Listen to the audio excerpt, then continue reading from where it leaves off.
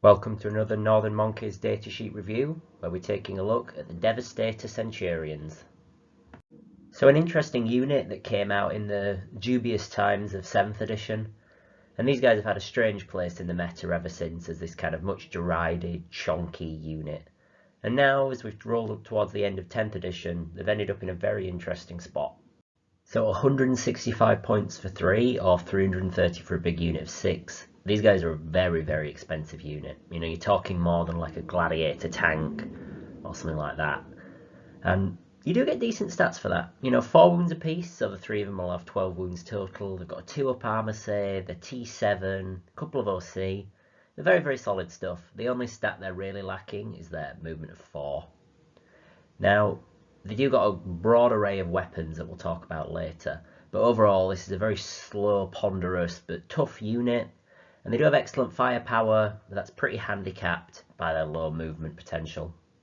Now they do have a great ability, Decimator Protocols. Basically, whenever they're making a shooting attack, they're always re-rolling hit rolls of 1, but if your opponent's on an objective, which, you know, most people need to go on objectives to play the game, you get full hit re-rolls.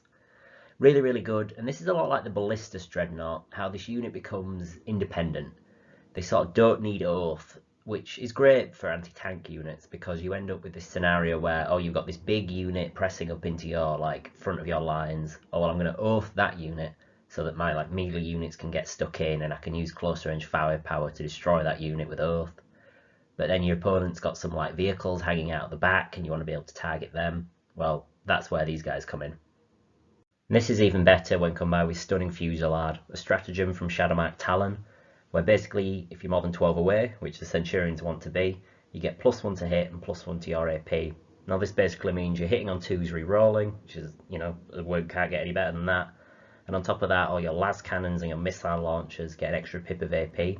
Just makes them very, very dangerous. And even vehicles, who are always going to be getting the benefit of cover, they're still going to be dealing with that AP3 from the las cannons, which makes these guys super efficient. I'd say one big thing that these guys have going for them over your other range shooting options is that infantry keyword. Really, really good for just letting you sort of stage behind a wall. Even though they have big bases, they're not quite that big, so you're mostly able to like bust that 4 inches through a wall and unlock like a lot of shooting lanes if you're kind of staged in a corner in your deployment zone. That can mitigate their slow movement somewhat because they have very good range on a lot of their guns, which means that you can kind of dominate firing lanes with these guys, which we'll talk more about later. So all these factors have led to these guys having a very weird place in the meta. The kind of high price point combined with low movement, which people often say movement wins games, that could ruin this unit. However, there's a few combos in the Codex Space Marines that's really let them thrive. Now this unit has lived or died on the Raven Guard detachments. You know, Shadowmark Talon, that's the new one that we'll talk about later.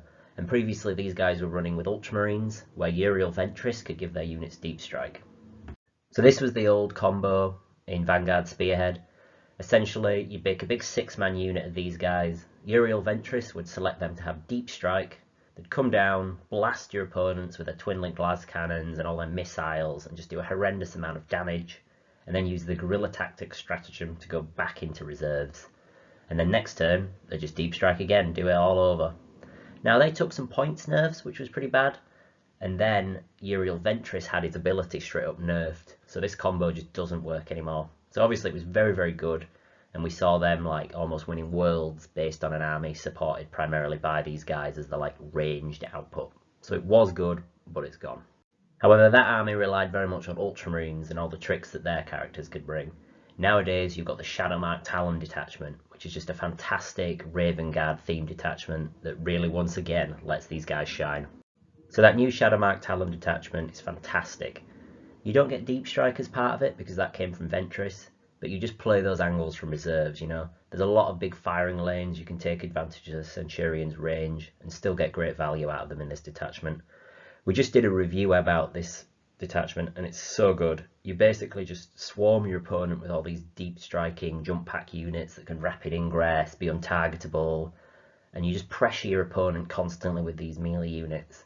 Meanwhile, the Centurions are at the back, coming in from reserves, getting those angles, and just destroying enemy like big targets, like monsters and vehicles. So while the new version of this Centurion list has lost some of the stuff from Ultramarines. Like, you don't have Marnius Calgar and his CP regeneration. You don't have the Deep Strike on Ventress. You do get a lot of other things to make up for that. For one, Ethan Shan, the new character, who is a very good datasheet on his own, he also lets you use that stratagem to put your guys back into reserves. He does that for free. So again, you have a bit more command point efficiency there, which is really, really good. And then one thing I've noticed is you get feint and thrust. This is basically fall back and shoot, which is fantastic for your Centurions. One of the old ways that the Raven Guard list used to be able to lose was if your big 6-man block of Centurions got tied up by something significant in melee. And, you know, they have decent attacks, but they can't always fight their way clear of things. Now, with feint and thrust, you've always got that option to fall them back and be able to get blasting. So really, really good there. So looking at a little example of the threat you can pose, even coming on from strategic reserves and not deep strike, you can still get some great angles with these Centurions. Their guns are very, very long range, and you can just wander on, get inside these ruins with your bases, and just completely be able to dominate large line of sight on the board. And your opponent is going to have to constantly sacrifice your units down the flanks, which you can then kill with all your infantry, if they want to stop you from being able to get in right into their entire army from turn 2 onwards. Another deployment zone example here, where as long as there is a ruin near the edge of the board, these Centurions can just walk on 6, get into that ruin, unlock it, and fire out of it, which is really, really good. And on top of that, they're going to get cover against enemies that get too close for the detachment rule to kick in, which with a 2-up save, they're very, very durable. In terms of your loadout options, you basically got 2 choices. Your big gun, which is a twin las cannon, a twin heavy bolter, or a grav cannon. Now, I'd say this is pretty solved in terms of the big gun. The heavy bolter, you don't really need more bolters in your army, right? You've got loads of different stuff. And the grav cannon, while that anti-vehicle 2+ is quite nice, and you do get a decent number of shots with it, the shorter range and the fact that it's only AP -1 is just very, very, I'm not sure whether it's the kind of thing that you really, really want. But the twin las cannon, great range, AP3, it's got so much consistency between the ability and then the twin linked on this. You just really, really, that's the value one for me. And then Games Workshop, thankfully, they've given, rather than just the Blood Angels who have nipples on their armour, you now have nipple guns on your armour as Space Marines. So you get to choose between the Centurion missile launcher or the Centurion bolters. I'd say again, pretty obvious answer here. The little bolters, they're just not going to work for you. You've got loads of bolt guns in your army, you just don't need these guys. And the missile launchers are genuinely threatening. They have blast, so it's D3+1 into any decent sized unit, and they could really make a mess of those like big units of Orc Boys that people are running around these days. Strength 9 is very, very good, and AP2 damage D3. It's just a solid profile. And as well as that, you have that 36-inch range, which really lets you keep these guys a lot safer and just kind of plink away at your enemies from a long distance. Although in the case of the Centurions, plinking will be more like exploding. So yeah, Centurions, I don't particularly love their aesthetic, but some people really do like them. Eons of Battle has done some great conversions to kind of heighten them a little bit, and they look really, really cool.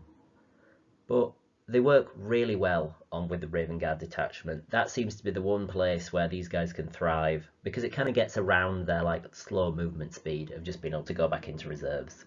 And I think the potential has never been better. With the new detachment, you've got the free go back into reserves, the fall back and shoot, and then all the pressure from all your melee units sort of flying up into the enemy's face. I just think this is like a really, really good time to be using these Centurions.